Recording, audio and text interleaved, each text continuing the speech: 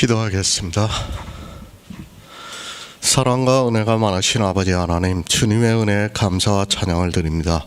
아버지, 이 시간에도 우리와 함께하여 주시옵시고 우리가 진리를 알아가는 데 부족함이 없도록 역사하여 주시옵소서. 이제 사도 바울이 로마서 15장을 마치면서 자기가 예루살렘 교회를 구제를 한다고 또 말씀을 하고 있습니다. 그리고 구제를 마치고 나서 로마에 들려 서바나로 가기를 원하고 있사옵나이다. 그 로마에 있는 성도들에게 사도 바울이 기도를 부탁하고 있사옵나이다.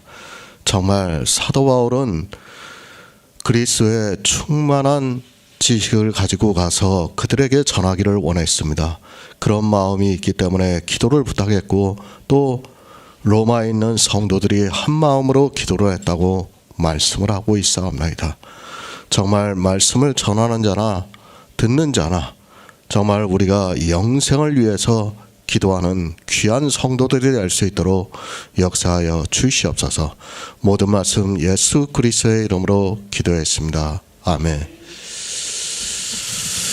로마서 15장 26절을 보겠습니다. 이는 마게도냐와 아가야 사람들이 예루살렘 성도 중 가난한 자들을 위하여 기쁘게 얼마를 동정하였음이라. 아멘. 교제입니다. 우리가 지난 시간에 교제에 대해서 생각을 해보았습니다.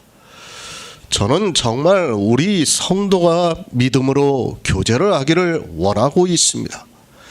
그런 교제가 우리 가운데 있어 예수 그리스도의 구속의 은혜를 힘입어서 구원을 받는 성도가 되었으면 좋겠습니다. 사도들의 교제입니다. 복음 안에서 교제를 했습니다. 예수 그리스도의 복음을 아는 것으로 교제를 했다고 말씀을 하고 있습니다. 저는 우리가 충분한 교제를 하고 있다고 믿고 있습니다. 하나님께서 은혜를 주셔서 이 시대 우리에게 복음을 밝히 보여주시고 교제를 하게 하고 있습니다. 얼마나 감사합니까? 저는 하나님께서 이 복음을 깨닫게 해주시는 그 역사가 너무도 감사하고 있습니다. 이 시대에 누가 복음 안에서 교제를 하고 있습니까? 우리 앞에 있던 사람들이 누가 복음 안에서 교제를 했습니까? 그들은 물론 복음이라고 했지만 우리가 아는 것으로는 그들은 복음이 아니라 다른 복음을 교제했다는 것을 알 수 있습니다. 하나님께 칭찬을 받고 싶습니까? 반드시 복음 안에서 교제를 하시기 바랍니다. 혹시라도 우리가 매너리즘에 빠져 복음이 아닌 것으로 복음이라고 교제를 하고 있다면 그것은 정말 불행한 일이 됩니다. 저는 늘 이것을 위해서 기도를 하는 마음으로 설교를 쓰고 있습니다. 사람입니다. 저 역시도 마찬가지입니다. 그래서 더욱 두려운 마음을 가지고 있습니다. 아니, 지난 시간에도 말씀을 드렸지만 결정적인 실수를 하고 있습니다. 그래도 감사하게 하나님께서 성령을 보내주셔서 그것을 나중에라도 알게 하시고 있습니다. 사도 바울이 말씀하고 있습니다. 너희를 불러 그의 아들 그리스도 예수 우리 주로 더불어 교제케 하시는 하나님은 미쁘시다고 말씀을 하고 있습니다. 우리를 불렀습니다. 그리고 그의 아들 예수 그리스도 우리 주로 더불어서 교제케 하고 있다고 말씀을 하고 있습니다. 이렇게 교제를 하는 성도만이 구원을 받을 수 있기 때문에 우리에게 이런 교제를 하라고 말씀을 하고 있습니다. 우리 성도의 교제입니다. 선을 알게 하고 있습니다. 선이 무엇인가 하면 예수 그리스도께서 이 세상에 오셔서 우리를 구원하시기 위한 모든 구속의 일이 선입니다. 그 선을 알게 하기 위해서 우리가 교제를 하고 있습니다. 선을 모른다면 우리는 교제를 한 사람이라고 해서는 안 됩니다. 이 시대 기독교입니다. 그들이 선을 알고 있습니까? 악도 모르는 그들이 어떻게 선을 알 수 있습니까? 그러나 하나님께서 우리를 믿음으로 교제케 하게 하시고 있고 그것으로 우리가 선을 알고 있습니다. 아니, 선하신 이를 믿고 있습니다. 우리는 성경에서 선하신 이가 하신 일을 알고 믿고 있습니다. 이것이 성도의 교제라고 믿고 있습니다. 우리의 교제입니다. 결국에는 그리스도의 영이 우리 안에 거하시는 역사가 있어야 합니다. 그래서 사도 바울은 믿음의 교제가 선을 알게 하고 있고 그리스도에게 미친다고 말씀을 하고 있습니다. 하지만 이 시대는 안타깝게도 교제를 모르고 있습니다. 아니, 자기들끼리 모여서 예배를 드리는 것으로 마치 교제를 하는 것으로 생각을 하고 있습니다. 아닙니다. 예수 그리스도의 영이 우리 안에 거하시고 있어야 합니다. 그런 성도만이 교제를 했다고 말할 수 있습니다. 예수 그리스도와 함께 영으로 구원을 받지 않은 사람은 교제를 하지 않는 사람이라고 말할 수 있습니다.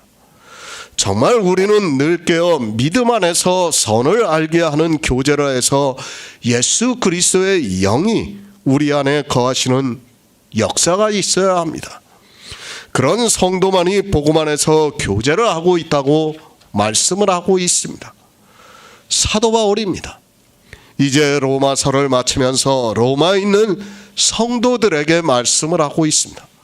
내가 너희에게 가서 잠깐 동안이라도 교제를 하기를 원한다고 말씀을 하고 있습니다.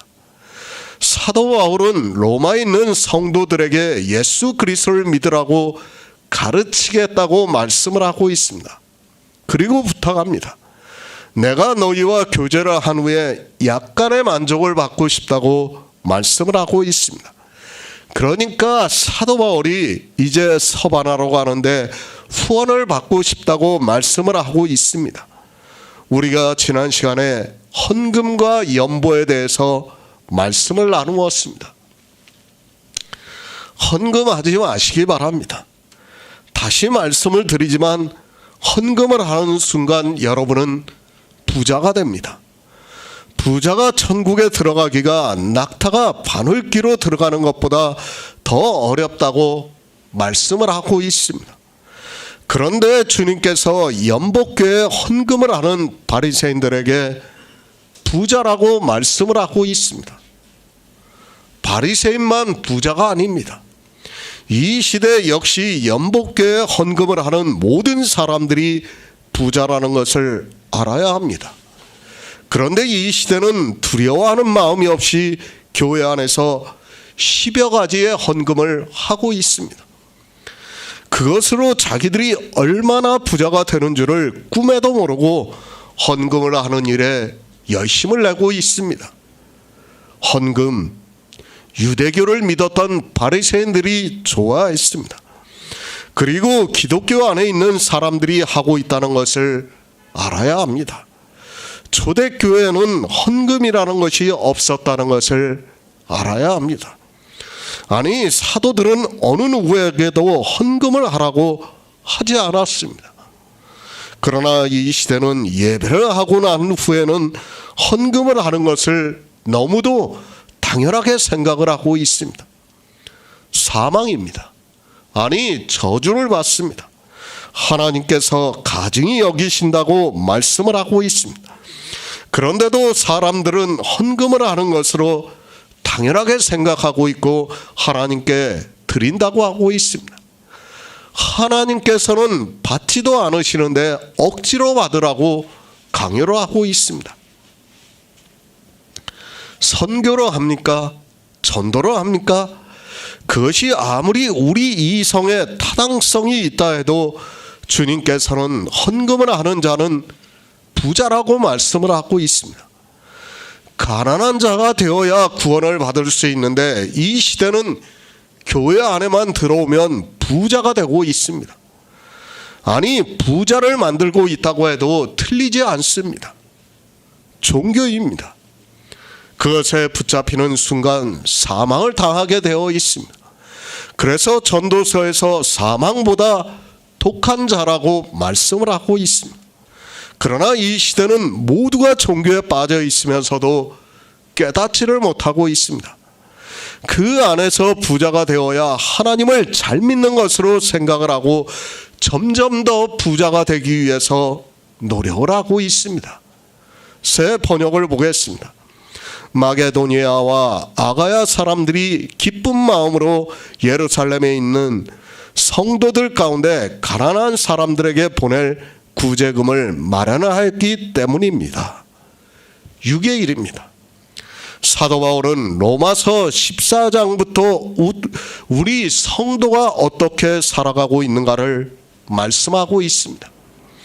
로마서 13장까지가 복음이라고 보면 맞습니다. 그리고 이제 성도의 삶을 말씀을 하면서 당시 실제 있었던 일을 가지고 말씀을 하고 있습니다. 왜 이 말씀을 하고 있습니까? 너무도 평안한 시대를 살다 보니까 우리에게 실감이 나지 않는 말씀일 수도 있습니다. 그러나 우리나라에 처음 복음이라고 전파가 되었을 때는 세상에서 가장 가난한 나라 중에 하나였다는 것을 알아야 합니다. 또 유럽의 전쟁과 질병으로 환란이 왔을 때를 생각해야 합니다. 종교입니다. 그들도 물론 이런 일을 아주 잘했습니다. 그들은 영의 일보다는 이러한 일을 아주 잘했다고 보아야 합니다. 그런 그들도 육적으로 고난을 당하는 교인들을 위해서 자기 것을 아까워하지 않고 구제금을 냈습니다. 물론 지금 우리에게는 있지 않은 일이지만 우리 역시 어떤 상황이 올지 모르기 때문에 사도 바울이 말씀을 하고 있습니다. 실제입니다. 유럽에는 많은 재난이 있었습니다. 로마서의 이 말씀으로 인하여 교회 안에 있는 사람들이 구제금을 내는데 아까워하지 않았습니다. 물론 그들은 구제금이라고 하지 않고 헌금이라는 명목으로 냈습니다. 같은 돈을 내더라도 헌금을 한 사람은 구원을 받을 수 없고 육적으로 구제금을 낸 사람은 구원을 받는다는 것을 알아야 합니다. 다시 말씀드립니다. 교회 안에는 여러 가지 헌금이 있습니다. 정말 우리는 이 헌금에 대해서 냉정하게 생각을 해야 합니다.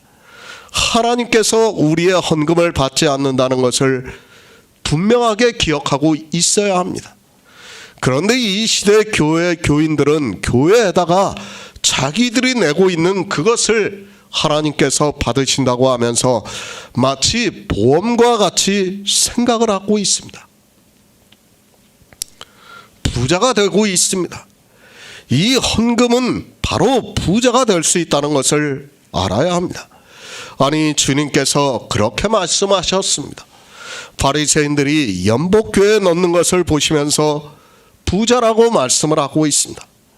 그들이 실제 부자가 아니라 율법의 의로 부자가 되어 있는 사람이라는 말씀입니다. 성도입니다. 우리는 분명히 영의 일을 생각하면서 살아가고 있습니다. 그러나 육을 입고 있다는 것을 무시해서는 안 됩니다. 제가 너무 영의 일을 말씀을 드리면 오해를 하는 사람들이 있습니다. 육의 일은 전부 무시를 해도 되는 것으로 생각을 해서는 안 됩니다. 생각해 보시기 바랍니다. 내 영적인 형제가 밥을 굶고 있습니다. 그런데 영의 일만 생각을 하고 그 형제를 모른다 하면 그는 믿음이 없는 자라고 믿음이 있는 자라고 할 수 없다는 것을 알고 있어야 합니다.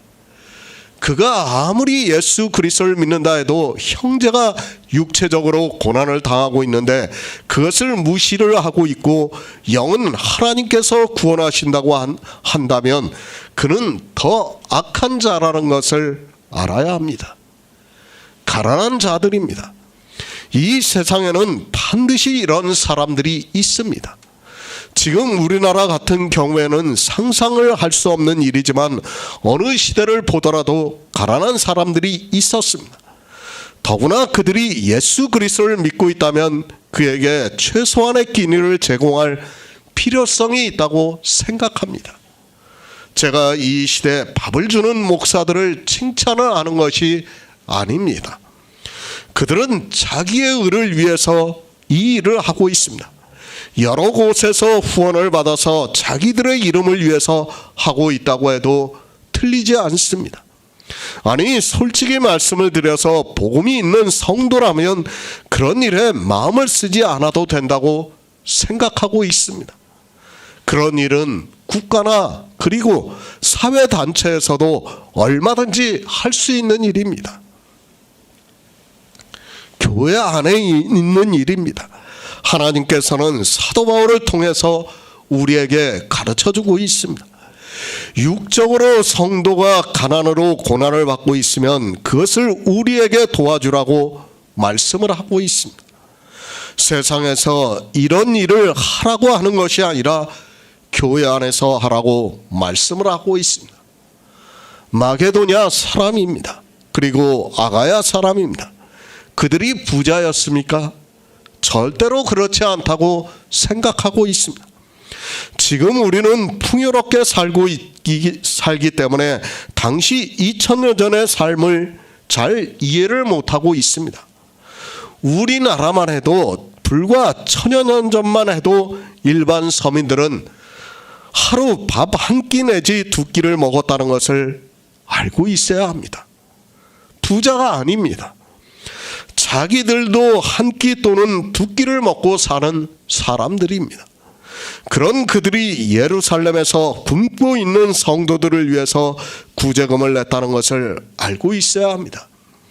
비록 우리가 영적으로 영생을 바라보면서 살아가고 있을지라도 우리 육체의 생명이 있으면 그것을 생각하면서 살아가야 한다는 것을 잊지 마시기 바랍니다. 성도 중 가난한 자들이 있습니다. 예루살렘에 있는 가난한 사람들을 위해서가 아닙니다. 마게도니아와 아가야에 있는 사람들이 예루살렘에 있는 일반 사람들을 위해서 구제할 정도가 되지 못했다는 것을 알아야 합니다. 그래서 사도 바울이 분명하게 성도 중 가난한 자들을 위해서라고 말씀을 하고 있습니다. 골로새서 1장 2절을 보겠습니다. 신약성경 324쪽입니다. 골로새서 1장 2절입니다. 골로새에 있는 성도들 곧 그리스도 안에서 신실한 형제들에게 편지하노니 우리 아버지 하나님으로부터 은혜와 평강이 너희에게 있을지어다. 성도입니다. 예수 그리스도 안에서 의롭다 하심을 얻은 자들을 성도라 부르시고 있습니다. 그 성도들을 사도 바울이 골로새서에서 그리스도 안에서 신실한 형제들이라고 말씀을 하고 있습니다. 영적으로는 성도라 부르심을 받고 있습니다. 형제입니다. 우리와 예수 그리스도를 형제라 부른다고 말씀을 하고 있습니다. 또 우리와 우리 역시 형제입니다. 어떤 의미에서 형제인가 하면 세상에서 그리스도 안에서 복음으로 교제를 하고 있기 때문에 형제입니다.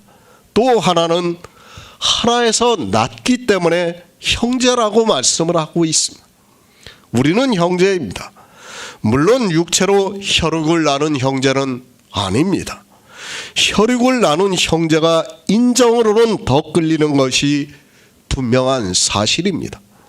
그러나 우리 역시 하나님께로서 난 자들이라는 것을 생각해야 합니다.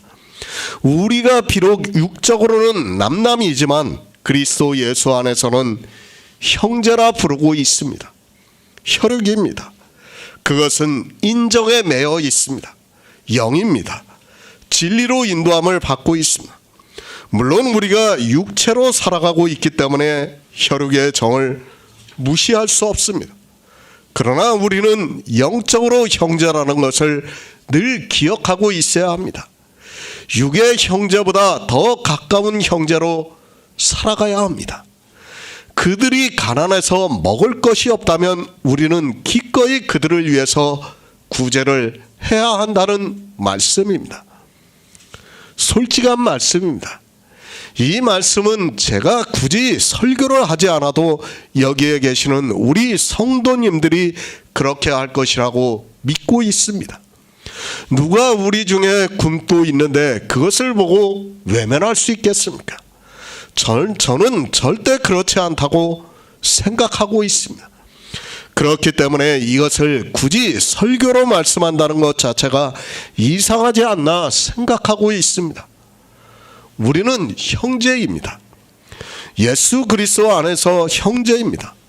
우리 형제가 여러 가지 이유로 고난을 당할 수 있습니다. 그러면 우리가 육적으로도 그들을 도와야 한다는 것을 늘 생각하고 있어야 합니다. 다행인 것은 이 시대 우리 주변에는 그런 사람이 없다는 것입니다. 그래서 더욱 이 말씀을 가지고 길게 설교를 할 필요성이 없다고 생각하고 있습니다. 로마서 15장 27절을 보겠습니다. 저희가 기뻐서 하였거니와 또한 저희는 그들에게 빚진 자니 만일 이방인들이 그들의 신령한 것을 나눠 가졌으면 육신의 것으로 그들을 섬기는 것이 마땅하느니라. 새 번역을 보겠습니다. 그들은 기쁜 마음으로 그렇게 하였습니다. 그들은 정말로 예루살렘 성도들에게 빚을 진 사람들입니다. 이방 사람들은 그들에게서 신령한 복을 나누어 받았으니 육신의 생활에 필요한 것으로 그들에게 봉사할 의무가 있습니다. 마게도냐 사람입니다. 그리고 아가야 사람입니다. 그들이 결코 부자였다고 생각하지 않습니다. 물론 그 중에는 부자도 있을 수 있습니다. 그러나 실제 육적으로 부자도 이 복음을 깨닫기는 어렵다고 생각하고 있습니다. 그렇기 때문에 마게도냐 사람들이나 아가야 사람들은 정말 자기들이 할 수 있는 모든 것을 다해서 예루살렘에 있는 성도들을 위해서 구제를 했다고 생각하고 있습니다. 구제입니다. 기쁜 마음으로 그렇게 했다고 말씀을 하고 있습니다. 왜 기쁜 마음으로 했는가 하면 그것을 사도 바울이 말씀하고 있습니다. 마게도냐 사람이나 아가야 사람은 예루살렘 사람에게 빚진 자라고 말씀을 하고 있습니다. 빚을 지었다가 그것을 갚기 때문에 기쁜 마음으로 했다고 말씀을 하고 있습니다. 성경입니다. 교회 안의 일이라고 말씀을 했습니다. 로마서를 보고 세상 사람들을 도와야 한다고 생각하지 마시기 바랍니다.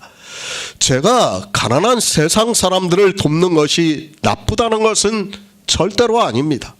할 수 있다면 그렇게 해야겠지만 과연 성도들이 그런 부자가 있을까 생각해 봅니다. 마게도냐 교회입니다. 아가야 교회입니다. 그리고 예루살렘 교회입니다. 그들이 다 교회 안에서 일어나고 있는 일을 말씀하고 있습니다. 교회와 교회 밖을 말씀하는 것이 아니라 교회 안에서 가난한 형제가 있을 때를 말씀하고 있습니다. 빚진 자입니다. 어떤 의미에서 빚진 자입니까? 복음이 유대인으로부터 전파가 되었기 때문에 빚진 자라고 말씀을 하고 있습니다. 이스라엘은 하나님께서 택하신 민족입니다. 그들을 예표로 해서 우리 이방인들에게 복음이 전파가 되었다는 것을 늘 생각하고 있어야 합니다. 은혜를 받았습니다. 물론 주님은 이 세상에 오셔서 이방에 참 빛을 비춰주셨기 때문에 은혜를 받았습니다.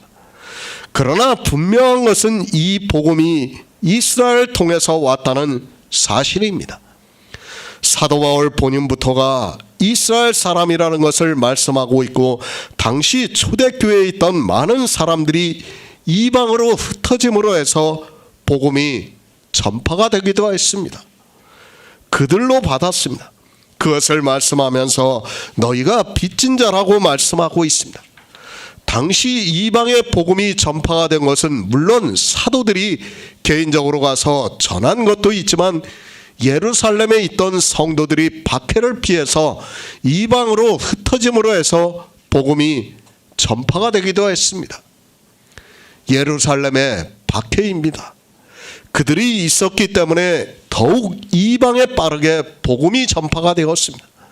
아니, 하나님께서는 이방의 복음을 전파하게 하기 위해서 예루살렘 교회에 박해를 주셨다고 해도 틀리지가 않습니다. 그런 의미에서 이방의 교회는 예루살렘에 있던 사람들에게 빚진 자라는 것을 말씀하고 있습니다. 에베소서 1장 3절을 보겠습니다. 신약성경 310쪽입니다. 에베소서 1장 3절입니다. 찬송하리로다. 하나님 곧 우리 주 예수 그리스도의 아버지께서 그리스도 안에서 하늘에 속한 모든 신령한 복으로 우리에게 복 주시되. 성경입니다. 우리에게 하늘의 신령한 것에 대해서 가르쳐주고 있습니다. 그러나 이 시대는 신령한 것이 무엇인가를 모르고 있습니다.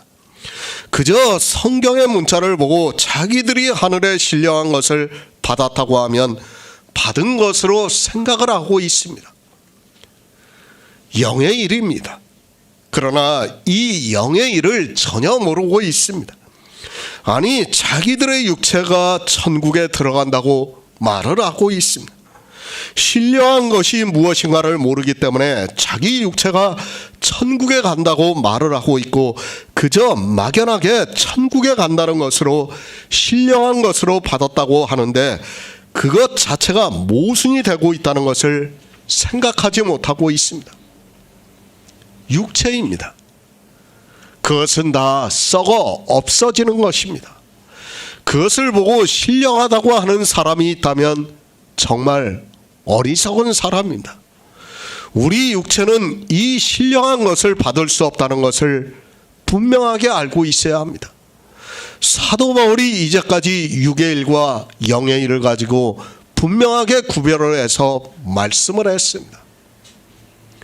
영의 구원입니다. 그러나 사람들이 이 영의 구원을 깨닫지를 못하고 있습니다. 아니, 받아들일 수 없습니다. 왜 받아들이지 못하는가 하면 사람이 혈육의 정을 가지고 있기 때문입니다. 그 육체가 천국에 가는 것을 원하고 있고 모두가 그렇게 생각을 하고 있기 때문에 영의 구원을 받아들이지 못하고 있고 하늘에 신령한 것이 무엇인가를 모르고 있습니다. 제가 지금 요한복음 강해를 계속 쓰고 있어요. 지금 이제 거의 4장을 마쳤어요. 보면 과연 그 말씀을 알아들 수 있는 사람이 있을까? 제가 쓰면서도 심히 걱정이 돼요. 과연 이 영의 생명에 대해서 누가 받아들일 수 있을까? 이건 너무나 걱정이 돼요. 제가 쓰면서도. 이게 우리가 이 먼저 복음 안에서 정말 제가 이 강해를 참 하나님께서 인도하셨겠지만은 감동이겠지만 야고보서 그리고 갈라디아서 로마서를 먼저 쓰고 이걸 먼저 하고 요한복음을 강해하는 걸 참 다행으로 생각하고 있어요. 제가 이게 먼저 기본이 돼 있기 때문에 그래도 우리가 이 영의 일을 받아들일 수 있구나. 제가 쓰면서도 그렇게 생각을 하고 있어요. 그렇지 않으면 제가 만약 요한복음 강해를 했다면 아마 여기에 못 계실 거예요. 그냥 가실 거예요. 제가 그걸 많이 느껴요. 정말 이 신령한 것을 사도 바울은 로마에 있는 성도들에게 주고 싶었던 거예요. 정말 영의 생명에 대해서 가르쳐주고 싶었던 거예요. 지금 그 말씀을 하고 있습니다. 신령한 것입니다. 우리는 이 신령한 것을 바로 알아야 합니다. 알아야 받을 수 있는 것 아닙니까? 그런데 신령한 것이 무엇인가를 모르고 있습니다. 우리 성도들은 로마서를 통해서 이 영의 일을 깨달을 수 있고 그것을 듣고 믿을 수 있게 역사를 하고 있습니다. 신령한 것을 나눠 가졌습니다. 육신의 것으로 그들을 섬기는 것이 마땅하다고 말씀을 하고 있습니다. 분명히 신령한 것을 나눠 가졌으면 육신의 것으로 그들을 섬기는 것이 마땅합니다. 성경은 헌금을 하라고 하지 않고 육신의 것으로 그들을 섬기라고 말씀을 하고 있습니다. 계속해서 헌금에 대해서 말씀을 드리고 있습니다. 아마 이 시대 기독교 같으면 헌금을 하라고 했을 것이 분명합니다. 그러나 사도 바울은 헌금을 말씀하지 않고 너희가 신령한 것을 나눠 가졌으면 육신의 것으로 섬기는 것이 마땅하다고 말씀을 하고 있습니다. 간단하게 헌금을 하라고 하면 되는데도 사도 바울은 육신의 것으로 섬기는 것이 마땅하다고 말씀을 하고 있습니다. 이용하지 마시기 바랍니다. 지금 누구에게 하고 있는 말씀입니까? 예루살렘에 있는 형제들이 가난한 사람들이 많이 생겼습니다. 여러 가지 이유가 있을 수 있습니다. 전쟁일 수도 있고 기근일 수도 있고 질병일 수도 있습니다. 그 형제들이 어려움을 당하고 있는 그때에 사도 바울이 마게도냐와 아가야에 있는 사람들이 그들을 위해서 구제를 하는 것을 말씀을 하고 있습니다. 이 시대 목사가 아닙니다. 그들은 신령한 것을 주지도 않고 있습니다. 신령한 것이 무엇인가도 모르고 있습니다. 아니, 그들을 통해서 어느 누구도 신령한 것을 나누어 가지지도 않고 있다는 것을 알아야 합니다. 그런 그들이 이 말씀을 가지고 마치 목사가 사례를 받는 것이 마땅한 것으로 생각을 하고 이 말씀을 가지고 이용을 하고 있습니다. 목사의 예도 아닙니다. 설령 목사가 신령한 것으로 나누어 줬어도 마찬가지입니다. 그 말씀은 이제 디모데전서에서 따로 말씀을 드릴 수 있습니다. 로마서에 있는 말씀은 구제에 대한 말씀이라는 것을 알아야 합니다. 성도와 성도 사이에 가난한 형제가 있을 때를 말씀을 하고 있습니다. 예루살렘입니다. 그리고 이방입니다. 우리 이방인들은 그들의 것을 나눠 가졌다고 말씀을 하고 있습니다. 그들이 복음을 전했다는 말씀도 어느 정도 맞지만 하나님께서 이스라엘을 예표로 삼아서 그들의 일부를 구원하셨습니다. 그리고 우리 이방인들에게 빛을 비춰주셨습니다. 이스라엘을 통해서 우리 이방인들에게 복음이 전해진 것을 나눠 가졌다고 말씀을 하고 있습니다. 만약입니다. 그런 일은 없습니다. 이러한 의미로 받아들이면 됩니다. 이스라엘이 모두가 복음을 듣고 하나님을 믿었다면 우리 이방인들에게 혹시라도 복음이 전파가 되지 않았을 수도 있습니다.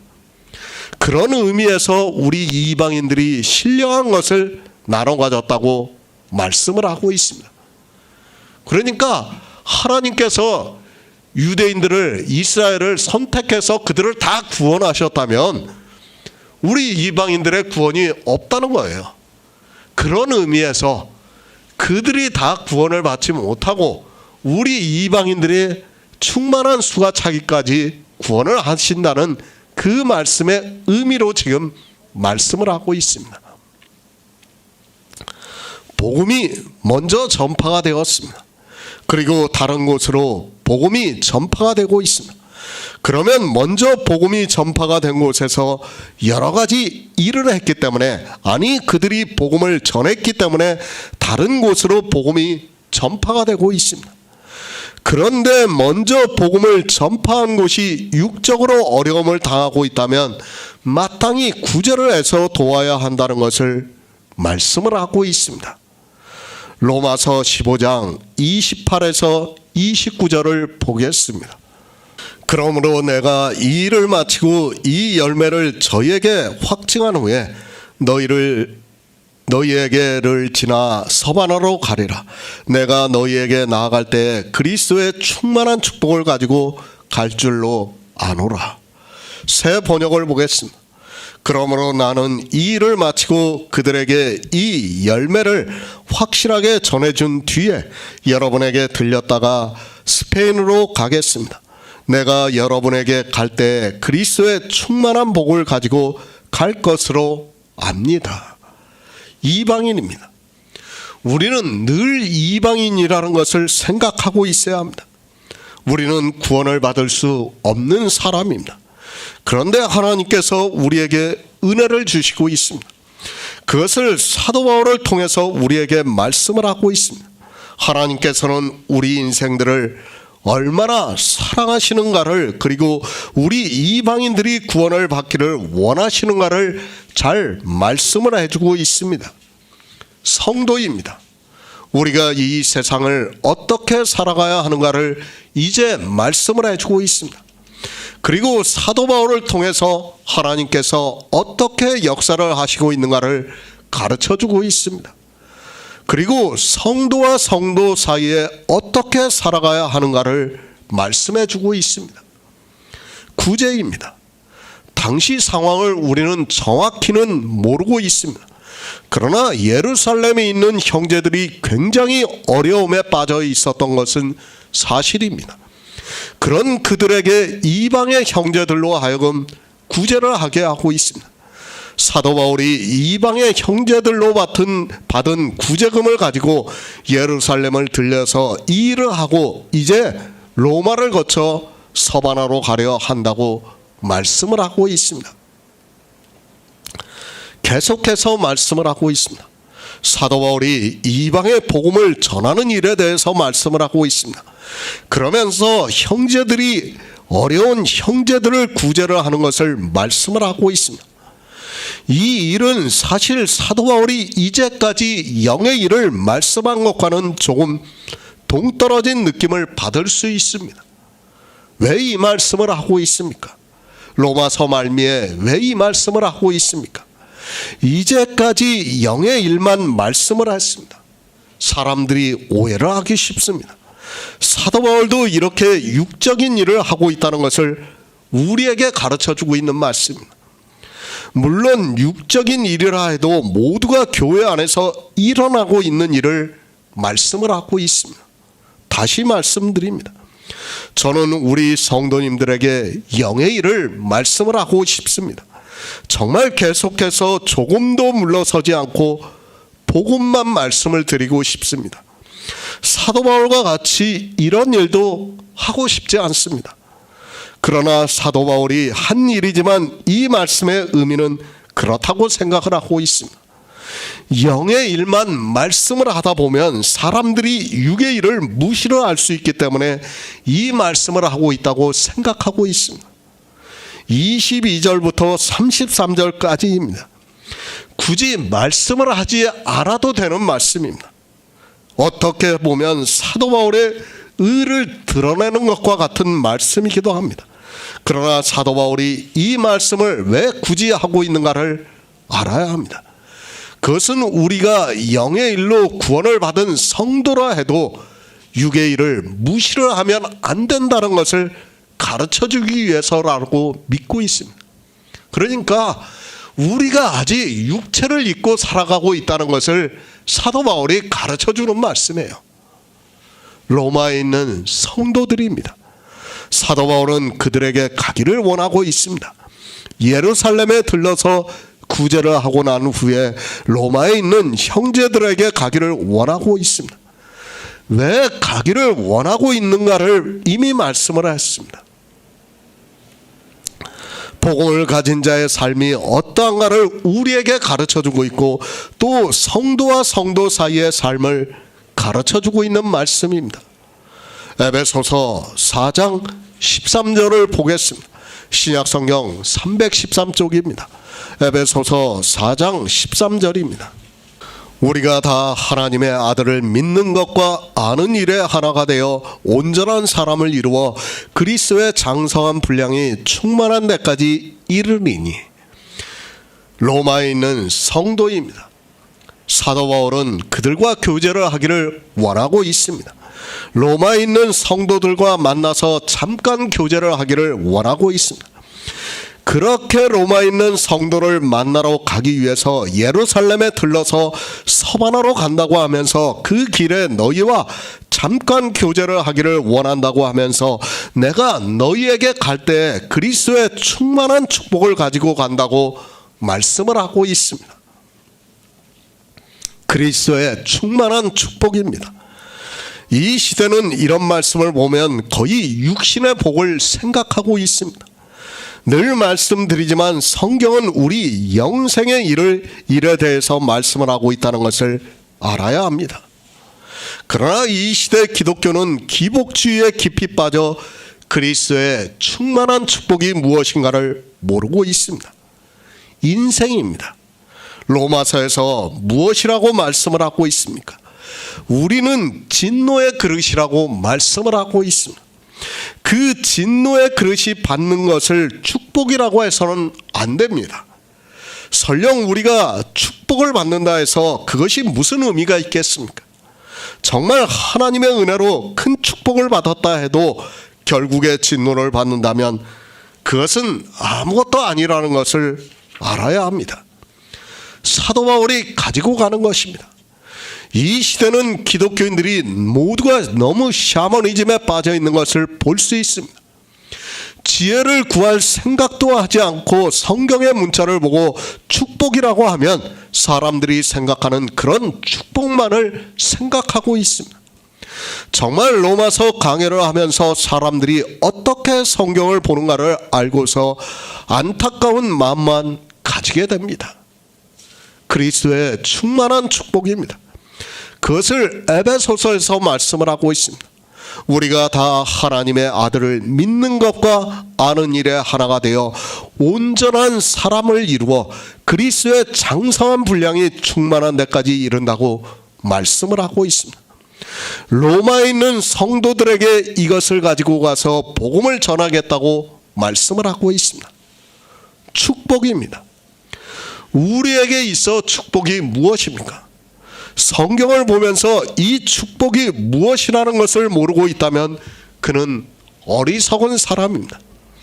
아니, 그는 예수 그리스도를 믿는 사람이라고 말할 수 없습니다. 그러나 이 시대는 그리스도의 충만한 축복이 무엇인가를 알고 있는 사람이 거의 없습니다. 영생입니다. 주님이 이 세상에 왜 오셨습니까? 하나님이 세상을 이처럼 사랑하사 독생자를 주셨으니 이는 저를 믿는 자마다 영생을 얻게 하려 하심이라고 말씀을 하고 있습니다. 주님이 이 세상에 오셔서 우리에게 주신 축복은 바로 이 영생입니다. 만약에 이 영생이 없다면 주님은 이 세상에 괜스레 오셨다는 것을 알아야 합니다. 영생이 무엇입니까? 영생은 유일하신 참 하나님과 그의 보내신 자 예수 그리스도를 아는 것이라고 말씀을 하고 있습니다.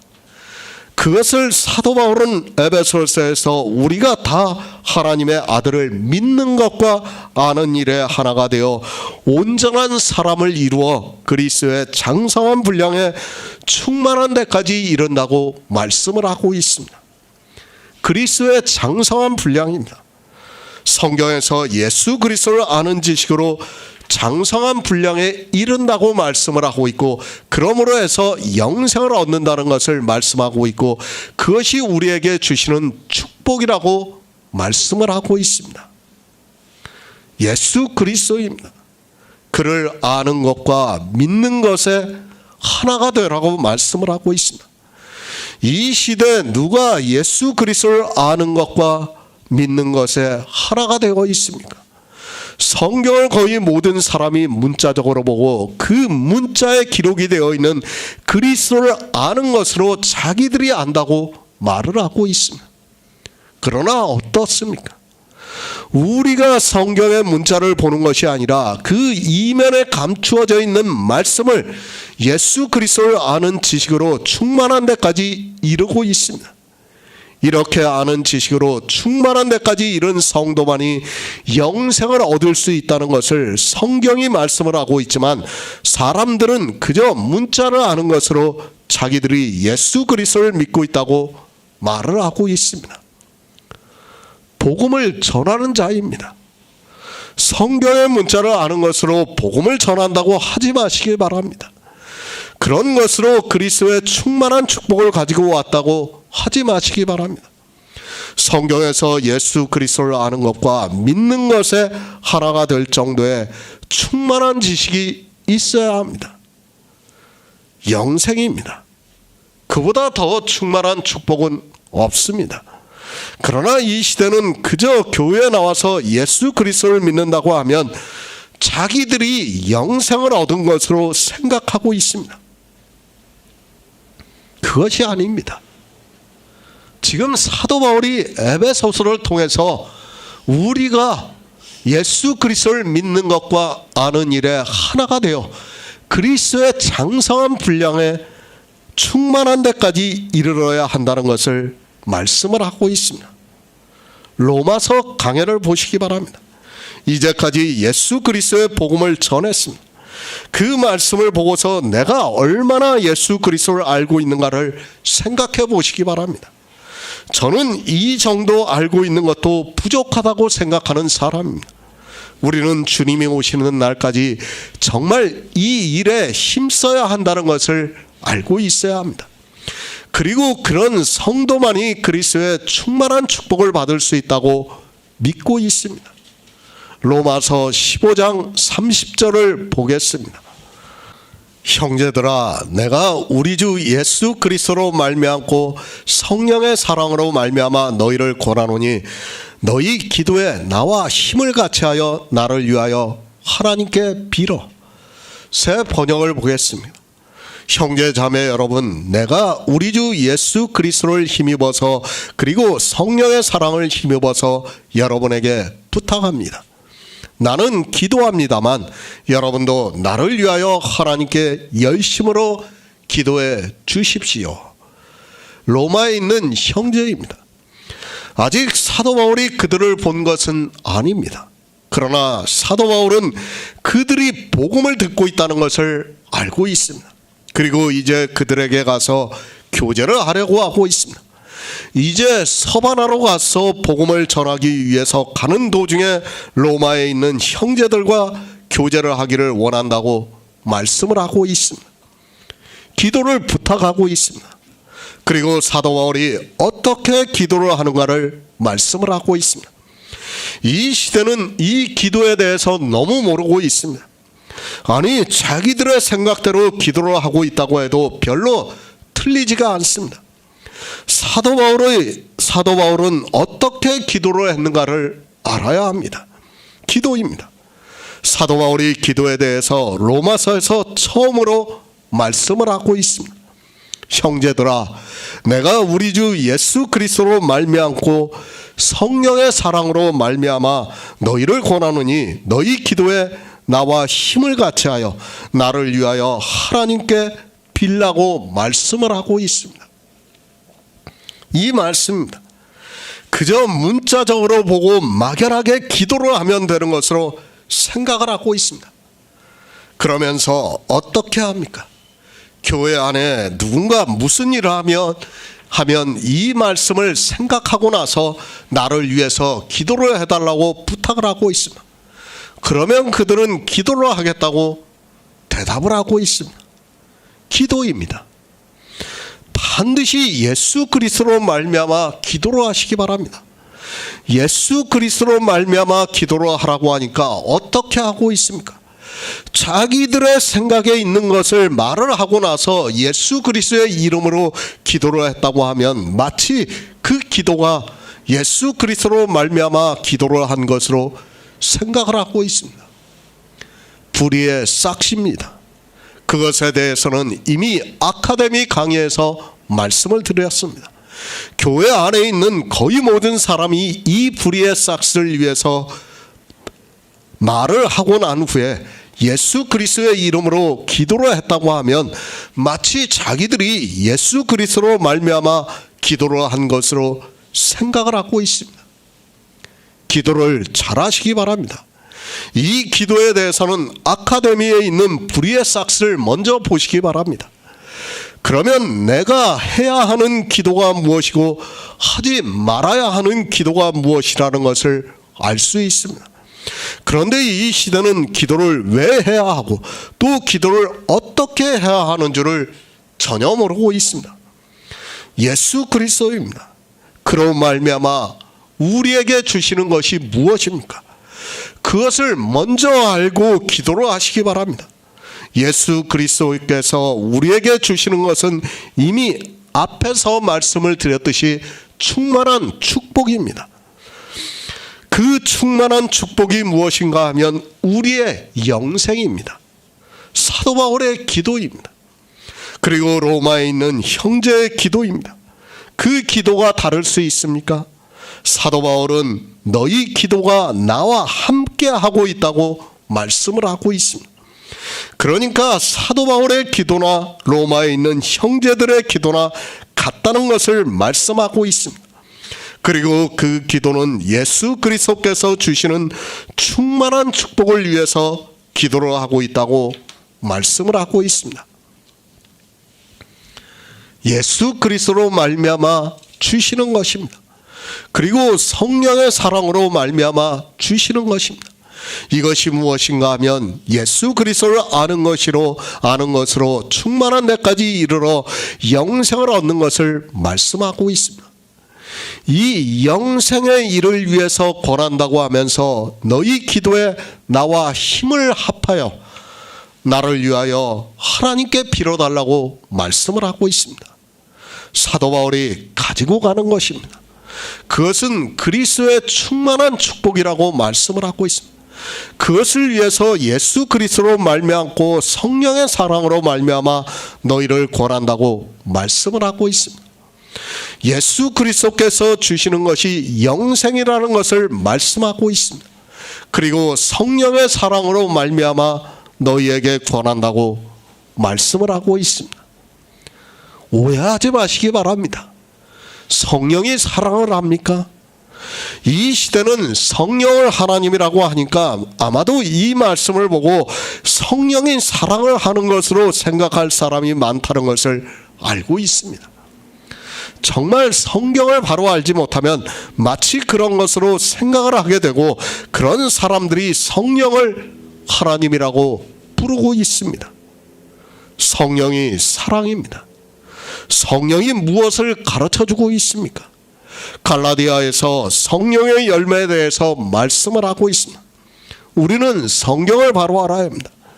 성령이 가르쳐주고 있는 것은 예수 그리스도의 사랑으로 말미암아 너희를 권한다고 말씀을 하고 있습니다.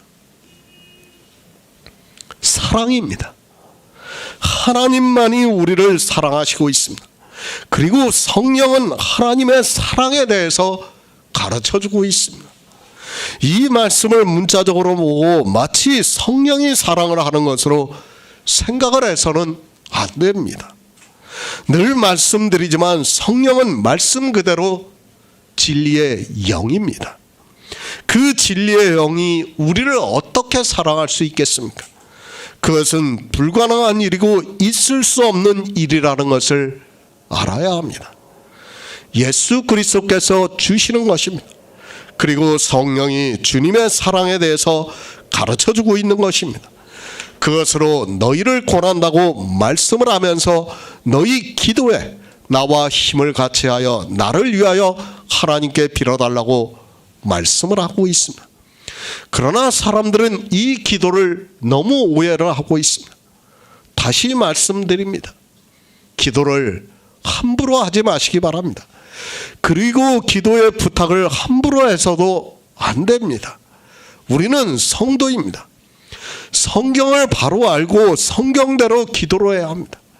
그리고 기도를 부탁을 해도 그가 기도를 하는 사람인가를 바로 알고 부탁을 해야 합니다. 기도를 하면 좋은 것으로 생각을 합니다. 그러나 사도 바울은 분명히 말씀을 하고 있습니다. 내가 우리 주 예수 그리스도로 말미암고 성령의 사랑으로 말미암아 너희를 권하노니 너희 기도에 나와 힘을 같이 하여 나를 위하여 하나님께 빌어달라고 말씀을 하고 있습니다. 그리고 이 시대 교인들은 복음도 모르고 성경도 모르면서 막연하게 기도를 부탁하고 있는 것을 볼 수 있습니다. 요한계시록 5장 8절을 보겠습니다. 신약성경 404쪽입니다. 요한계시록 5장 8절입니다. 책을 취하심에 내 생물과 24 장로들이 어린 양 앞에 엎드려 각각 검은고 향이 가득한 금대접을 가졌으니 이 향은 성도들의 기도들이라. 에레미야 11장 13절을 보겠습니다. 구약성경 1069쪽입니다. 에레미야 11장 13절입니다. 유다야, 내 신들이 내 성읍의 수요와 같도다. 너희가 예루살렘 거리에 수요대로 그 수치되는 물건의 단 곧 바알에게 분향하는 단을 쌓았도다. 기도입니다. 이 시대 기독교인들은 이 기도를 너무 모르고 있습니다. 그저 자기들이 예수 그리스도의 이름으로 기도를 하면 되는 것으로 알고 심지어는 밤을 새워가면서 기도를 하고 있는 것을 볼 수 있습니다. 제가 기도 자체가 나쁘다는 것이 아니라 기도를 누구에게 하고 있는가를 알아야 합니다. 성도의 기도입니다. 그리고 유다의 기도입니다. 성경은 두 가지의 기도를 말씀을 하고 있습니다. 요한계시록에서는 성도의 기도를 말씀하고 있고 에레미야 시대에 있었던 유다 사람들의 기도를 말씀을 하고 있습니다. 요한계시록의 기도는 금대접에 담겨 있다고 말씀을 하고 있고 유다에게는 바알에게 분향하는 단을 쌓았다고 말씀을 하고 있습니다. 기도, 분향 같은 말씀입니다. 요한계시록에서는 향이라고 말씀을 하고 있고 에레미야에서는 분향이라고 말씀을 하고 있습니다. 요한계시록은 성도의 기도를 말씀하고 있고 에레미야는 당시 유다에 사는 예루살렘에 있는 사람들의 기도를 말씀하고 있습니다. 두 기도를 보면서 하나는 금대접에 담겨 있다고 말씀을 하고 하나는 바알에게 분향을 하고 있다고 말씀을 하고 있습니다. 금대접 생명을 의미하고 있습니다. 달란트의 비유에서 그것이 생명이라는 것을 우리는 알고 있습니다. 그러니까 성도의 기도는 생명에 대해서 기도를 하고 있다는 말씀입니다. 그러나 바알의 기도입니다. 바알이 무엇이라는 것을 이제까지 로마서 강해를 하면서 많이 말씀을 했습니다. 바알은 풍요의 신입니다. 그러니까 내 육체가 가지고자 하는 풍요를 위해서 기도를 하고 있다는 말씀입니다. 부자가 되기 위해서 기도를 하고 있다면 그가 아무리 예수 그리스도의 이름으로 기도를 했어도 바알에게 분향을 하는 것이라는 말씀을 하고 있습니다. 내가 물질적으로 부자가 되는 것도 부자지만은 율법의 의로 부자가 되는 것도 부자라는 것을 알아야 됩니다. 교회 안에 있는 사람들이 얼마나 하나님을 잘 믿게 해달라고 기도를 하고 있습니까? 율법을 잘 지키게 해달라고 기도를 하고 있습니다. 그것이 무엇입니까? 다 바알에게 분향을 하고 있다는 거예요. 저도 그랬어요. 저도 정말 저도 연약한 사람이라서 늘 예수 그리스도를 믿으면서도 부족하다는 걸 느꼈어요. 그래서 늘 기도를 할 때마다 어떻게 기도합니까? 정말 하나님 잘 믿을 수 있게 다른 사람이 볼 때 성도라고 보일 수 있게 해달라고 정말 그런 기도를 많이 했어요. 아마 다 그랬을 거예요. 우리가. 그게 무엇입니까? 지금 유다의 기도라는 거예요. 바알에게 분향을 하고 있다는 거예요. 지금 그 말씀을 하고 있는 겁니다. 유다입니다. 그들은 하나님을 믿는 백성입니다. 그런데 어느 일부의 사람이 아니고 모든 사람이 바알에게 분향을 했다는 것이 이해가 됩니까? 성경을 잘 보시기 바랍니다. 이들은 하나님께 분향을 했습니다. 그런데 바알이 주는 것을 구하기 위해서 하나님께 분향을 했고, 그것을 에레미야 선지자는 바알에게 분향을 했다고 말씀을 하고 있습니다. 늘 말씀을 드리지만 현재 진행형이라는 것을 알아야 합니다. 유다에 있는 하나님을 믿는 이스라엘 백성이 바알에게 모두가 분향을 했다면, 이 시대 역시 예수 그리스도를 믿는 거의 모든 사람이 바알에게 기도를 하고 있다는 것을 알아야 합니다. 성도의 기도입니다. 그것은 반드시 금대접에 담겨 있습니다. 이 말씀은 영생에 대해서만 기도를 하고 있다는 말씀입니다.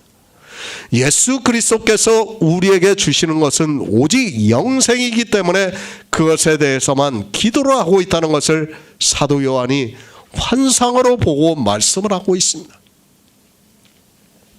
교회 안에 있는 사람들입니다. 그들의 기도를 에레미야 선지자가 비유로 말씀을 하고 있습니다. 그들이 모두가 하나님을 믿는다고 하고 있습니다.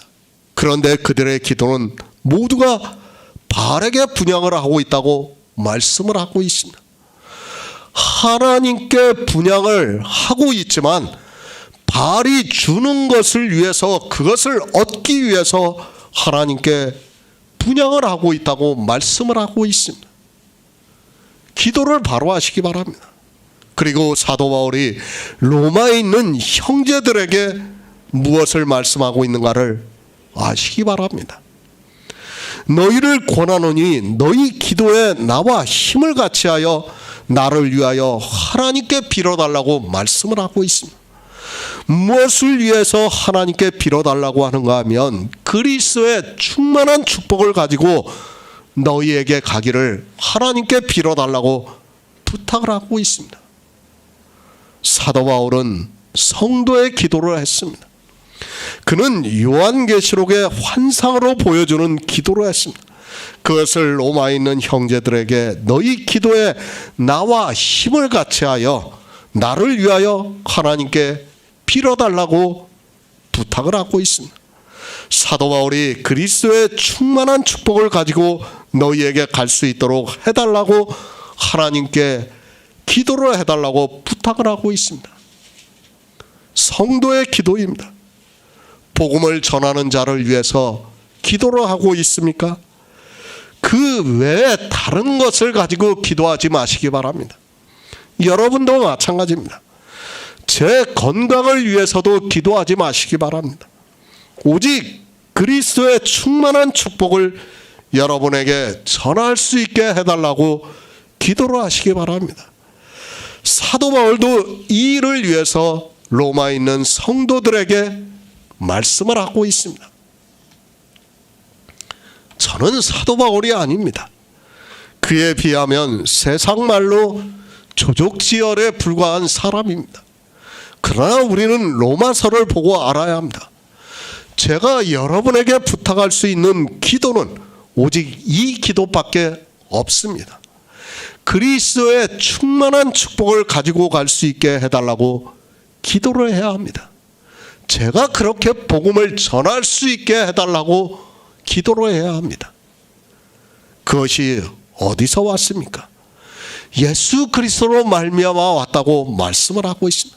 그리고 성령이 그리스도의 사랑에 대해서 가르쳐주고 있다고 말씀을 하고 있습니다.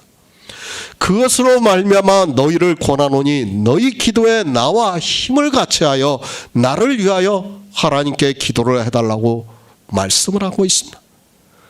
그러나 어떻습니까? 이 시대는 성경에 기록이 되어 있는 그대로 유다의 전철을 그대로 밟아가고 있습니다. 그들이 모두가 바알에게 분향을 하고 있는 것과 같이 이 시대 역시 예수 그리스도의 이름으로 기도를 한다고 하면서 모두가 바알이 주는 것을 위해서 기도를 하고 있는 것을 볼 수 있습니다. 다 가다고 생각하지 마시기 바랍니다. 예수 그리스도의 이름으로 기도를 한다고 해서 모든 것이 가하다고 생각하지 마시기 바랍니다. 실상은 이 시대 교인들이 하고 있는 모든 기도가 바알에게 분향을 하고 있다는 것을 모르면 그는 평생을 바알에게 기도만 하다가 사망으로 간다는 것을 알아야 합니다. 안타깝습니다. 정말 이 기도 한 가지만 보아도 이 시대 기독교인들이 얼마나 샤머니즘에 빠져 있는가를 알 수 있습니다. 그러나 정작 본인들은 예수 그리스도의 이름으로 기도를 하는 것으로 알고 있습니다.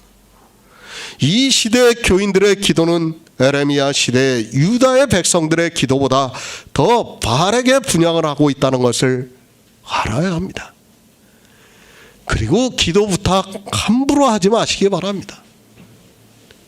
설령 사도 바울이 이 로마서 15장에서 성도들에게 기도를 부탁했다고 해서 뭐 마음대로 기도를 부탁해도 되는 것으로 생각해서는 안 됩니다. 샤머니즘이에요. 사도 바울은 지금 특별한 일을 하고 있는 거예요. 지금 이방에 복음이 전파되고 있는 거예요. 그것을 위해서 정말 기도를 부탁한 것이지 다른 것 없습니다. 그런데 이 시대는 기도 부탁을 너무 쉽게 하고 있어요. 무엇과 똑같은지 아닙니까? 목사들에게 아마 교인들이 다 그럴 거예요. 목사님 이것 좀 기도해 주세요. 목사님 이것 좀 기도해 주세요. 아마 다 그랬을 거예요. 그리고 예전에는. 뭔지 압니까 그게? 다 바알에게 분향하는 거예요. 여러분이 잘 모르시죠? 무당에게 찾아가는 사람들도 무당에게 부탁하고 있어요. 뭘 부탁하냐? 기도를 부탁해요. 그들에게. 자기 문제의 일을 해결해 달라고 무당에게 기도를 부탁해요. 그럼 무당들이 그냥 하는 게 아니에요. 그들이 산기도로 갑니다. 진짜. 그런 기도 부탁을 받으면 산기도를 가가지고 정말 일주일이고 10일이고 가서 기도를 하고 내려와요. 제가 거짓말이 아니에요. 샤머니즘이라는 것을 알아야 됩니다. 오직 영생을 위해서만 우리는 기도를 해야 한다는 것을 여러분이 알고 있어야 합니다. 로마서 15장 31절을 보겠습니다. 나로 유대에 순종치 아니하는 자들에게서 구원을 받게 하고 또 예루살렘에 대한 나의 섬기는 일을 성도들이 받음직하게 하고, 새 번역을 보겠습니다. 내가 유대에 있는 믿지 않는 자들에게서 화를 당하지 않도록, 그리고 또 내가 예루살렘으로 가져가는 구제금이 그곳 성도들에게 기쁘게 받아들여지도록 기도해 주십시오. 무엇을 위해서 기도를 합니까? 사도 바울이 이제 예루살렘으로 가고 있습니다. 예루살렘에 가서 구제를 하고 난 후에 다시 로마에 있는 성도들과 잠깐 교제를 하고 난 후에 서바나로 간다고 말씀을 하고 있습니다. 그러면서 나를 위해서 기도를 해달라고 부탁을 하고 있습니다. 사도 바울입니다. 그는 복음을 가진 자입니다. 그리고 주님으로부터 이방의 사도로 부르심을 입은 자입니다. 그가 이방에 어떻게 복음을 전했는가를 우리가 잘 알고 있습니다. 당시 사도 바울이 한 일이 얼마나 크다는 것을 우리는 잘 알고 있습니다. 그것을 위해서 부탁하고 있습니다. 사도 바울이 순교를 두려워했습니까? 자기 생명을 아까워하지 않고 복음을 전했던 사람입니다. 그런데 이제 예루살렘으로 가면서 유대에 있는 사람들로부터 화를 당하지 않도록 기도를 해달라고 부탁을 하고 있습니다. 왜 이 기도를 해달라고 부탁을 하고 있는가 하면 로마에 있는 성도들에게 그리스도의 충만한 축복을 가지고 가기 위해서 부탁을 하고 있습니다. 사도 바울입니다. 지금 그가 자기 육체의 생명을 위해서 기도를 부탁하고 있습니까? 오해하지 마시기 바랍니다. 우리는 성경을 정말 잘 보아야 합니다. 사도 바울은 이제 예루살렘으로 갔다가 로마에 있는 형제들을 보고 교제를 하고 난 후에 서반하러 가서 복음을 전하려고 하고 있습니다. 그의 생명입니다. 그는 육체의 생명에 대해서 조금도 아까워하지 않고 있습니다. 그런 그가 유대에 있는 사람들로부터 화를 당하지 않게 해달라고 기도를 하고 있습니다. 왜 이 기도를 부탁하고 있는가 하면 사도 바울은 로마에 있는 형제들을 만나서 교제를 하기를 원했습니다. 예수 그리스도의 충만한 축복을 그들에게 가져다 주기를 원했습니다. 잘 이해를 하셔야 합니다. 사도 바울이 자기 육체의 생명이 유대에 있는 순종치 아니하는 사람들에게서 빼앗기는 것을 두려워해서 그것을 지키기 위해서 기도를 부탁했다고 생각하지 마시기 바랍니다. 사도 바울은 로마에 있는 형제들을 만나 교제를 하기 위해서 정말 원했습니다. 그들에게 복음을 전하고 싶은 마음에 유대에 있는 순종치 아니하는 자들에게서 지켜달라고 기도를 부탁했습니다.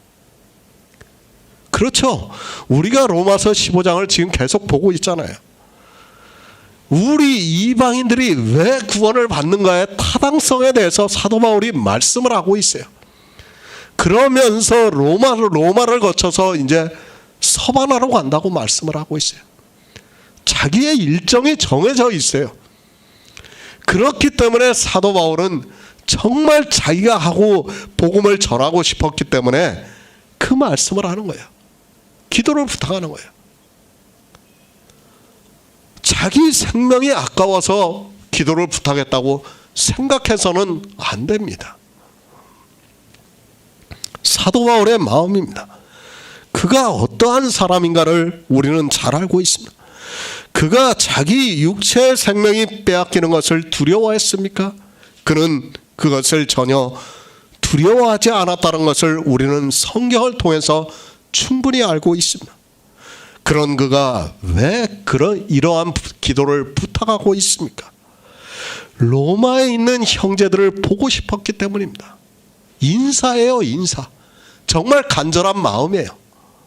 그들에게 가서 복음을 전하고 싶은 마음이 있었기 때문입니다. 그가 순교를 해서 죽을 때에는 절대로 이런 부탁을 하지 않았습니다. 그러나 그가 로마에 있는 성도들에게 그리스도의 충만한 축복을 가지고 가기를 원했기 때문에 이 말씀을 하고 있습니다. 특별한 일입니다. 이 말씀이 기록이 되어 있다 해서 마치 우리도 이와 같은 기도를 부탁을 해도 되는 것으로 생각하지 마시기 바랍니다. 아니, 이런 기도를 부탁하라고 이 말씀을 기록한 것이 절대로 아닙니다. 계속해서 말씀드리지만 사도 바울은 로마에 있는 성도들에게 가서 교제를 하고 싶었다고 말씀을 하고 있습니다. 그의 마음이 얼마나 간절했는가를 지금 표현을 하고 있습니다. 부탁하지 마시기 바랍니다. 우리는 이런 부탁을 해서는 안 됩니다. 지금 초대교회와 같은 시대가 아니라는 것을 알아야 합니다. 내가 설령 복음을 알고 그것을 전하는 자로 살아간다 해도 이 부탁을 해서는 안 됩니다.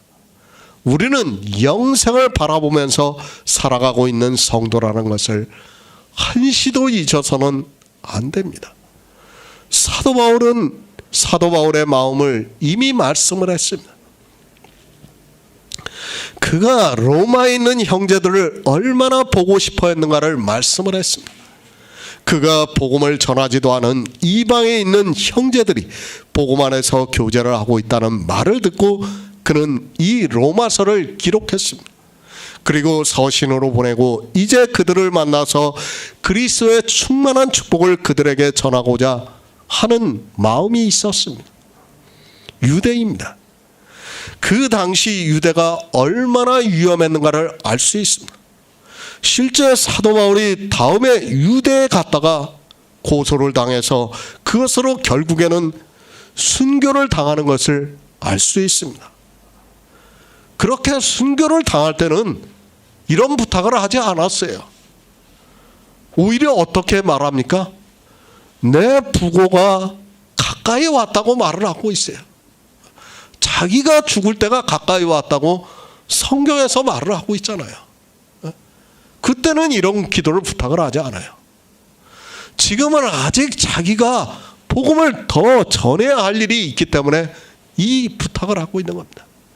그렇다고 해서 우리가 마치 이런 부탁을 해서 되는 것으로 생각을 해서는 안 됩니다. 사도 바울은 정말 자기 생명도 아까워하지 않았다는 것을 우리가 알고 있어야 합니다. 성도의 기도입니다. 다시 말씀드리지만 우리의 향은 금대접에 담겨 있습니다. 그 외의 기도는 가능한 하지 않는 것이 좋습니다. 아니, 할 수 있다면 하지 마시기 바랍니다. 사도 바울이 로마서를 통해서 성도의 교제를 말씀하고 있습니다. 그럴지라도 우리는 이런 말씀들을 합리화시키면서 이런 기도를 해서는 안 된다는 것을 알고 있어야 합니다. 초대교회입니다. 그때는 정말 특별한 시대였습니다. 그리고 이제 막 이방의 복음이 전파가 되었던 때이기도 합니다. 그런 때의 일을 마치 지금과 같이 생각을 해서는 안 됩니다. 저는 비록 사도 바울이 당시 상황에 맞게 기도를 부탁했어도 육체를 위해서는 기도를 해서는 안 된다는 것을 말씀드리고 싶습니다. 제가 심합니까? 아니, 어느 사람들은 또 다른 율법이라고 말을 하고 있습니다. 설령 그런 말을 듣는다 해도 저는 이렇게밖에는 말씀을 드릴 수밖에 없습니다. 단 한 가지의 적은 누룩이 온 덩이를 부풀게 한다는 것을 우리는 잊어서는 안 됩니다. 내가 이것만 하는 생각하는 그것이 누룩이 될 수 있다면 우리는 하지 않는 것이 더 낫다고 믿고 있습니다. 이것만입니까? 그것이 누룩이 되면 어떻게 됩니까? 생명에 대한 싸움이라는 것을 잊지 마시기 바랍니다. 잘 모르겠다는 것은 안 하는 것이 좋습니다. 더구나 그것이 사람의 이성에 좋게 생각이 되면 더욱 그렇다는 것을 여러분이 잊어서는 안 된다고 생각하고 있습니다. 저는 글로 남겨놓고 있습니다. 모르겠습니다. 제가 죽은 후에도 이 글이 남아있을지는 저도 모르겠습니다. 그때 누군가 이 글을 본다면 경계가 되게 하고 싶기 때문에 이렇게밖에 말씀을 드릴 수밖에 없습니다. 그들이 이것 한 가지만 하는 그것이 누룩이 된다면 저는 복음을 바로 전하지 못한 자가 되기 때문이기도 합니다. 성경에 있습니까? 그렇다고 가다고 생각하지 마시기 바랍니다. 그것이 설령 선지자들이 하고 사도들이 했다고 해서 우리는 했다고 해도 우리는 성령의 감동을 받아야 합니다. 제가 심하다고 해도 어쩔 수 없이 이 말씀을 드릴 수밖에 없습니다. 그리고 믿음은 각자의 몫이라고 생각을 하고 있습니다. 저는 우리 성도님들이 다른 것을 생각하지 않기를 바라고 있습니다. 오직 생명입니다. 그것 외에는 가능한 생각하지 마시기 바랍니다. 성경에 기록이 되어 있는데 이 생명에 반하는 일과 같이 생각이 된다면 안 하는 것이 좋다고 저는 굳게 믿고 있습니다. 그렇기 때문에 이 기도에 대해서도 더욱 이렇게 강하게 말씀을 드릴 수밖에 없습니다. 안 받아들입니까? 그래도 어쩔 수 없습니다. 성경의 문자를 고집하고 싶다면 저도 어쩔 수 없다고 생각하고 있습니다. 사도 바울도 이렇게 하지 않았느냐고 한다면 그는 이제까지 제가 전하는 복음을 듣지 않은 사람이라고 믿고 있습니다. 정말 작은 누룩 한 덩어리가 온 덩이를 퍼지게 한다는 그 말씀을 가슴 깊이 새기시기 바랍니다. 로마서 15장 32절을 보겠습니다. 나로 하나님의 뜻을 좇아 기쁨으로 너희에게 나아가 너희와 함께 편히 쉬게 하라. 새 번역을 보겠습니다. 그래서 내가 하나님의 뜻을 따라 기쁨을 안고 여러분에게 가서 여러분과 함께 즐겁게 쉴 수 있게 되도록 기도해 주십시오. 사도 바울입니다. 그가 이제 로마서를 다 기록하고 난 후에 로마에 있는 성도들을 보기를 원하고 있습니다. 계속해서 이 일에 대해서 말씀을 하고 있습니다. 그가 이방에 있는 성도들에게 복음을 전하기를 얼마나 원하고 있는가를 알 수 있는 말씀입니다. 그것을 로마에 있는 성도들에게 말씀을 하고 있습니다. 당시 사도 바울과 같은 사람이 있었기 때문에 이방의 교회는 그리스도의 충만한 축복을 받았습니다. 얼마나 감사한 일입니까? 그것에 비하면 이 시대는 너무도 불행한 시대를 살아가고 있는 것 같습니다. 복음을 전한다고 하고 있지만 다 다른 복음이 되어서 교회 안에 있는 사람들을 사망으로 끌고 가고 있지만 깨닫지를 못하고 있습니다. 우리는 성경을 정말 바로 알아야 합니다. 하나님께서는 우리 인생들이 구원을 받기를 원하시고 있습니다. 그러나 불행하게도 성경을 보는 사람들이 성령을 구할 생각도 하지 않고 있고 그저 교회에 나오면 자기들이 성령을 받은 것으로 생각하고 사람의 이성을 따라가고 있는 것을 볼 수 있습니다. 초대교회입니다. 다시 말씀드리지만 그들은 육체적으로 고난을 받았을지 몰라도 이 시대를 살아가고 있는 사람들보다는 행복한 사람들입니다. 그들은 사도들이 있어서 복음을 깨달을 수 있었습니다. 그리고 이렇게 사도 바울이 그들을 보고 교제하기를 간절하게 원하고 있었습니다. 정말 그렇지 않습니까? 그들은 정말 사도들도 많았고 오순절에 120여 문도가 성령을 받음으로 해서 복음을 전하는 자가 굉장히 많았어요.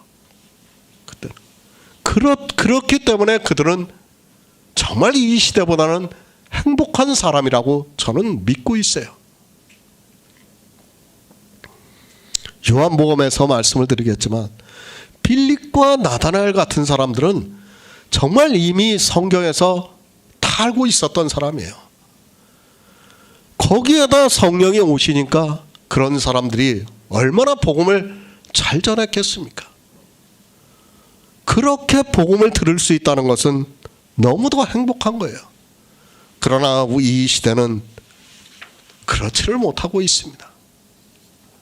이제는 종교만 있습니다. 기독교라는 종교만 있지 복음을 전하는 사람이 없습니다. 아니 성경을 보는 그들이 모두가 초등학문으로 만들어서 율법의 행위에 깊이 빠져 있는 것을 볼 수 있습니다. 그러나 하나님께서 우리에게 이 복음을 듣게 하시고 있습니다. 저는 정말 이 일을 생각할 때마다 하나님의 은혜 감사하게 생각하고 있습니다. 하나님의 뜻입니다. 예수님께서 말씀하셨습니다. 아버지의 뜻은 아들을 보고 믿는 자마다 영생을 얻는 이것이니 마지막 날에 다시 살리시겠다는 말씀입니다. 우리는 이 하나님의 뜻을 바로 알고 있어야 합니다. 그러나 성경에서 하나님의 뜻을 알고 있는 사람이 거의 없습니다. 문자적으로는 알고 있습니다. 그러나 성경에서 아들을 보고 믿는 자가 없습니다. 그저 성경의 문자를 아는 것으로 아들을 보고 믿고 있다고 말을 하고 있습니다. 이제까지 로마서 강해를 통해서 말씀을 했습니다. 성경에서 복음을 보아야 합니다. 그리고 그 복음을 보고 믿어야 합니다. 하지만 어떻습니까? 성경에서 아들을 보는 자가 없습니다. 이제까지 신학자들이 남겨놓은 글을 보아도 그들은 성경에서 아들을 본 것이 아니라 그저 사람의 이성을 따라 문자만 보았다는 것을 알 수 있습니다. 그러나 하나님께서 초대교회와 같이 이 시대를 살아가고 있는 우리에게 성경에서 아들을 볼 수 있게 역사를 하고 있습니다. 율법을 보고 있습니까? 그 율법에서 아들을 보아야 합니다. 구약을 보고 있습니까? 그 구약에서 아들을 보아야 합니다. 신약을 보고 있습니까? 그 성경에서 아들이 하신 일을 보아야 합니다. 하지만 이 시대는, 아니 기독교인들은 이스라엘의 유대인과 마찬가지로 성경에서 아들을 못 보고 있습니다. 아들을 보고 믿는 것이 하나님의 뜻입니다. 그런데 성경을 수백 번씩 읽은 그들이 성경에서 아들을 못 보고 있습니다. 그것이 얼마나 불행한 일인가를 모르고 그저 사람의 이성을 따라 문자적으로 알고 있는 것으로 자기들이 아들을 보고 있고 믿고 있다고 말을 하고 있고, 자기들이 하나님의 뜻을 조차 살아가고 있다고 생각하고 있습니다. 가장 큰 문제는 무엇이라고 생각합니까? 제가 유튜브 동영상이나 인터넷에서 많은 것을 보고 있어요. 가장 큰 문제는 성경을 인정을 하지 않고 있어요. 목사들이 이 성경을 성경으로 보지를 않고 있어요. 그들의 글과 그들의 말을 들어보면 성경을 성경으로 안 봐요. 그것이 가장 심각한 문제예요. 더구나 누가 그렇습니까? 신학 박사라고 하는 사람들은 더욱더 그렇습니다. 성경을 정경으로 안 봐요. 왜? 그들은 성경을 모순투성이라고 보고 있어요. 제가 그런 말을 들을 때마다 너무도 안타깝기만 합니다. 우리가 성경을 성경으로 안 보고 어떻게 예수 그리스도를 믿을 수 있습니까? 그건 무당이 하는 것과 똑같은 거예요. 그렇지 않습니까? 무당이 자기 할아버지 찾는 것과 할머니 찾는 것과 뭐가 달라요? 기준은 성경이에요. 성경을 무시하는 사람은 더 이상 얘기를 해서는 안 돼요. 그리고 성경 외의 것을 가지고 이야기를 하면 안 됩니다. 요한계시록 22장에서 말씀하고 있지 않습니까? 이것 왜 더하지도 말고 빼지도 말라고 말씀하고 있지 않습니까? 그런데 왜 더하거나 빼거나 하고 있습니까? 그리고 성경을 믿지를 않아요. 성경을 받아들이지 않아요. 거기서 내가 정말 생명에 대해서 예수 그리스도에 대해서 알려고 하는 것이 아니라 자기들의 지식을 자랑하려고 연구를 하고 있어요. 그런 연구가 사람들을 사망으로 가게 만들고 있어요. 하지만 사람들은 어떻습니까? 와, 성경 외의 것도, 야, 이런 것도 있네. 그 사람들의 말을 들으면, 심지어는 무슨 복음까지 있어요? 막달라 마리아 복음까지 있어요. 그런 걸 얘기하면 어떻습니까? 야, 우리 박사님 정말 많은 것 알고 있네. 그렇게 되게 돼 있어요. 그건 아는 게 아니에요. 정말 제가 가슴이 답답합니다. 왜 성경 외의 것을 보고 있습니까? 그리고 왜 성경을 믿지를 못해요? 그들이 왜 성경을 다르게 해석하고 있는가 하면 성경을 성경으로 보고 있지 않기 때문이에요. 그것이 가장 큰 문제라고 저는 보고 있습니다. 영생입니다. 영생을 얻는 성도에게만 기쁨이 있습니다. 영생을 얻지 못하면 어떻게 됩니까? 그것을 예수님께서 바깥 어두운 곳에 쫓겨나 슬피 울며 이를 갈미 있으리라고 말씀을 하고 있습니다. 교회 안에서 기쁨을 누리는 사람이 있고 슬피 울며 이를 가는 사람이 있다는 것을 알아야 합니다. 그런데 어떻습니까?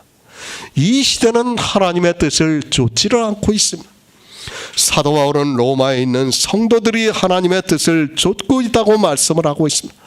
그들이 하나님의 뜻을 좇는 것을 보고 너희에게 나아가 너희와 함께 편히 쉬기를 원한다고 말씀을 하고 있습니다. 로마서 15장 33절을 보겠습니다. 평강의 하나님께서 너희 모든 사람과 함께 계실지어다. 아멘. 새 번역을 보겠습니다. 평화를 주시는 하나님께서 여러분 모두와 함께 하시기를 빕니다. 아멘. 사도 바울이 이제 로마서를 마치고 있습니다. 15장까지가 로마서의 말씀이라고 해도 틀리지가 않습니다. 이제 16장에서는 사도 바울이 인사를 하고 있습니다. 이 로마서를 마치면서 로마에 있는 형제들에게 인사를 하고 있습니다. 평강의 하나님께서 너희 모든 사람과 함께 하실지어다 라고 말씀을 하고 있습니다. 평강, 걱정이나 탈이 없는 것이라고 사전에서 말을 하고 있습니다. 무엇에 대해서 평강을 말씀하고 있습니까? 사도 바울은 이제까지 복음에 대해서 말씀하고 있습니다. 그 복음이 무엇인가 하면 성경에 그의 아들에 관하여 선지자들이 기록한 것이 복음이라는 말씀입니다. 그의 아들입니다. 사도 바울이 이제까지 무엇을 전했는가 하면 예수 그리스도를 믿어서 영생을 얻으라고 말씀을 하고 있습니다. 이렇게 예수 그리스도를 믿어 영생을 얻는 것을 평강이라는 말씀으로 이제 로마서를 마치고 있습니다. 이 복음의 비밀을 알고 있는 성도는 아무 걱정이나 탈이 없이 영생을 얻는다는 것을 말씀을 하고 있습니다. 평강의 하나님입니다. 하나님께서는 우리를 구원해 주시고 있습니다. 이 구원에 대해서 하나님을 믿으라고 말씀을 하고 있습니다. 그러나 이 시대는 어떻습니까? 믿지를 못하니까 율법을 지키고 있습니다. 왜 율법을 지키고 있는가 하면 걱정을 하고 있기 때문입니다. 영생에 대해서 믿지를 못하니까 걱정을 해서 율법을 지키고 있다는 것을 알아야 합니다. 평강을 주시고 있습니다. 하나님께서 우리를 어떻게 구원해 주시는가를 이제까지 사도 바울이 말씀을 했습니다. 그리고 이제 그 말씀을 마치면서 평강의 하나님께서 너희 모든 사람과 함께 계실지어다라고 말씀을 하고 있습니다. 로마서에서 하나님이 선지자들로 말미암아 그의 아들에 관하여 미리 약속하신 복음을 아는 성도는 평강 가운데서 예수 그리스도를 믿을 수 있습니다.